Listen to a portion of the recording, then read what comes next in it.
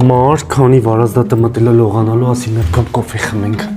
Խանութ է միջև, վարազդատ, խանութ է միջել, ինձ մի հատ հաց։ 17:40-ա, անց 44 կելն են,